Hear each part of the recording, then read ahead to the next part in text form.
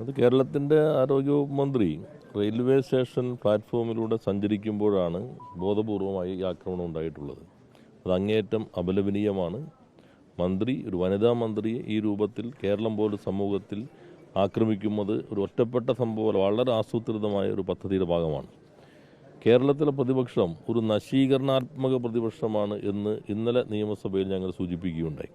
ആ നശീകരണാത്മകത ഇത്രത്തോളം വരും എന്നുള്ളത് പറയുമ്പോൾ കരുതിയിരുന്നില്ല. ഒരു വനിതാ മന്ത്രിയെപ്പോലും ആക്രമിക്കാൻ, അതും അവർ ട്രെയിനിലൂടെ സഞ്ചാര സ്വാതന്ത്ര്യമുള്ള രാജ്യത്ത് ട്രെയിനിലേക്ക് പോകുന്ന ഘട്ടത്തിൽ അവരെ വളഞ്ഞു നിന്ന് ബോധപൂർവ്വം ആക്രമിക്കുകയാണ്. അങ്ങേയറ്റം തെറ്റായ കാര്യമാണ്. ആരോഗ്യമന്ത്രി എന്തിനാണ് അവർ ആക്രമിച്ചത്?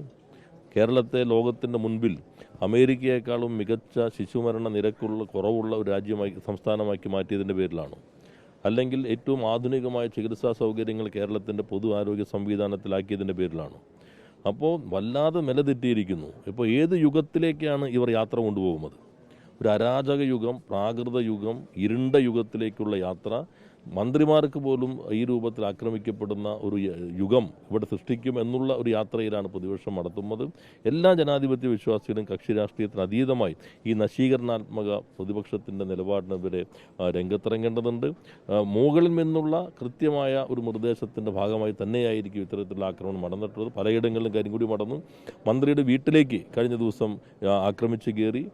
അവിടെ സാധാരണയിൽ നിന്ന് വ്യത്യസ്തമായ രീതിയിലുള്ള ആക്രമണമുണ്ടായി. ആ ഘട്ടത്തിൽ പ്രതിപക്ഷം അതിനെ അപലപിക്കാൻ തയ്യാറായില്ല.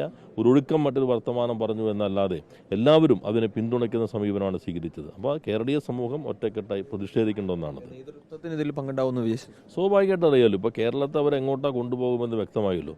തുടർച്ചയായി ഇത് വന്നില്ലേ? അപ്പോൾ ഏത് രൂപത്തിലാണ് പ്രതിപക്ഷത്തിൻ്റെ നേതാക്കന്മാർ ആരോഗ്യമന്ത്രിക്കെതിരെയുള്ള വാചാക്രമണം നടത്തിയത്? അതല്ലേ ഇത്തരത്തിലുള്ള അണികൾക്ക് ആവേശം നൽകിയിട്ടുള്ളത്. അപ്പോൾ ഈ പ്രതിപക്ഷം കേരളത്തിന് അപമാനകരമായ ഒന്നായി മാറിയിരിക്കുന്നു.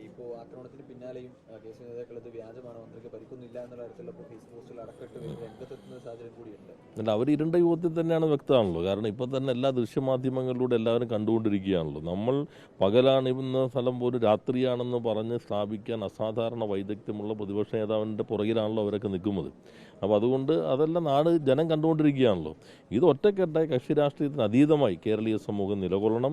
ഈ ഇരുണ്ട യുഗത്തിലേക്കുള്ള യാത്ര, അരാജകത്വത്തിലേക്കുള്ള യാത്ര, പുതുയുഗം എന്ന് പറയുന്നത് ആക്രമണത്തിൻ്റെയും സ്ത്രീകൾക്ക് നേരെയുള്ള ആക്രമണം, ഭരണ സംവിധാനത്തിന് മേലുള്ള ആക്രമണം, ഇത് ജനാധിപത്യത്തിന് നേരെയുള്ള ആക്രമണം കൂടിയാണ്. എല്ലാവരും ഒറ്റക്കെട്ടായി പ്രതിഷേധിക്കേണ്ടതുണ്ട്.